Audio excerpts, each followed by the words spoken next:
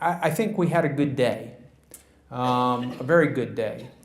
And again, when we started, what we said to start with is we've got to think about what we're doing, and we've got to think about doing it different. And probably the most harrowing thing I saw today were those numbers that said 50% of the STR people that entered STR, 50% did not make it. 50%, 37% disengaged, and 17% for administrative discharge, which means we didn't like you, generally. We have got to rethink what we're doing. And I think Dr. Stavros kind of laid out about as clean and clear as you could the challenge here with the patient. And the patient's brain has changed, and it's our responsibility to help them find a medication that will stabilize them so you can even begin the conversation of doing something different. And then you heard these folks say, be cautious about your expectations. Be cautious about your expectations. If I'm shooting heroin every day, and now I'm smoking pot once a week, are you going to throw me out of treatment? Am I going to get discharged as non-successful? Because, I mean, those are pretty incredible challenges that we put on the table here today.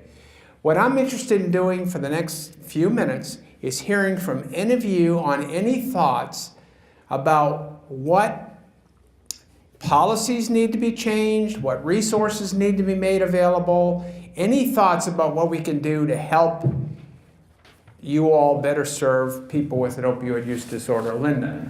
I think the policies, and I realize it's tied to money, but I think that the policies really restrict meeting the person where they are. For instance, you have to be in treatment to get medication, and I understand there's the risks of not doing that. The whole thing of you're either totally clean or you're not. I mean, the things that they talked about, and those are real policy. I know that, like you, I've worked in this field for a long time. I know just 10 years ago, we were not even allowed to talk about in this state harm reduction. But we really need to look at that differently. And I think maybe we, as an industry, have to come up with some really concrete suggestions, and then all of us demand that change. Again, it's fundamental cultural shift taking place that I think the good comment. Thank you.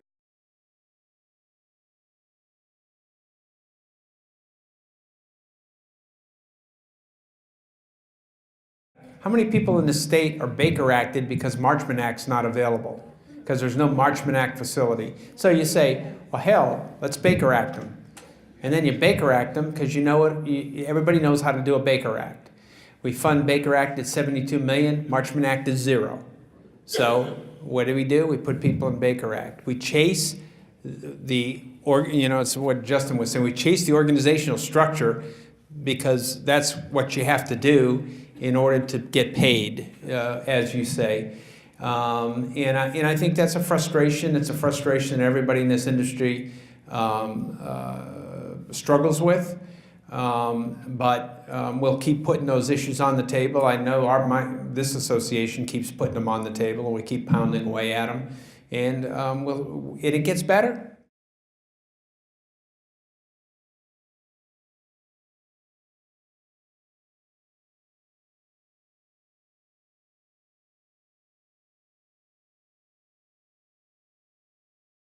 We could go to Goodwill or go to Salvation Army statewide and talk to that. I know one of the things that's happening in Palm Beach is they're doing right now the 100-day challenge. And the 100-day challenge is looking for sober homes that will take people on medication-assisted treatment. And then they're going to make some specialized referrals to them with some scholarships. And there's at least, I know of 3 now, I think, sober homes that are taking people with medication-assisted treatment. When I went and visited Oxford House in Chicago once, they had this on the wall. They had this where we lock up the pills, and the guy takes his own pills. Somebody watches them take it, and I was thinking, well, yeah, his mental health medications, but do you let him put his buprenorphine in there? And this was way before this conversation, so it'd be interesting to see what their policy is about that. Anybody else have any other suggestions? One of the ones that Uda had before she left was trying to look at ways to figure out how to pay your staff so your staff could go to training, so your staff could go spend a day with somebody like Dr. Stavros, and you'd be able to pay for the staff time while they sat in the training. Because right now, if your staff is, as you know, they're not billing, so they're not earning. So you got to somehow figure out how to make that happen so that we could do that. So we'll put that one on the list too.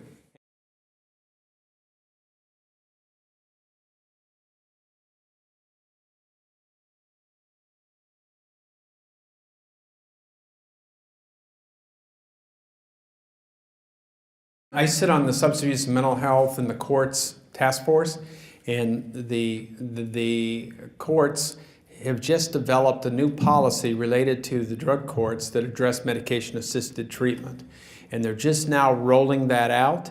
So I think you're going to see some changes on that into the future. Under the STR, we're also in the process of developing a curriculum for child welfare staff, because I can't tell how many times we've gotten a call about some child welfare caseworker says, well, you can't keep your kid if you're on methadone. It's like, well, are you a doctor? So we've had that clarified twice by the secretary, and there's now some training being developed around that. And there's also some effort to do some training around the courts and help so the courts have a better understanding of medication-assisted treatment. I don't know if you've ever met Judge Cohen from Miami. She got a SAMHSA grant, and she actually runs a medication-assisted treatment program, buprenorphine, and she's done some training, so she's a very interesting character around, basically demanding, why aren't we doing this? Why are we letting people die? Why? So there's some, on all fronts, there's some movement. Good suggestion. Anything else before we say goodbye? So what I want to do is the next time I see each one of you, I'm going to go up to you and I'm going to say, so what were the 3 things you did different after the opioid summit at your program? What did you do different? What practice did you do? What change did you make? How did you invite your peers into their space a little differently? What new education did you do for your staff? How did you address abstinence only? Those I'd be real interested to hear. So I'm going to look forward to to meeting you all again to see what changes actually did take place. We're not done. We're going to continue to push this issue. We have a lot of resources. I mean, $27 million is a lot of money. That's not a little bit of money. We have a lot of resources that can serve a lot of people, and we're not doing it right now. So we got to kick it into high gear. Everybody's got to look at how can we open this up and make it happen. So thank you for coming today, and we'll send you the PowerPoints, the link to the PowerPoints. Have a safe drive home.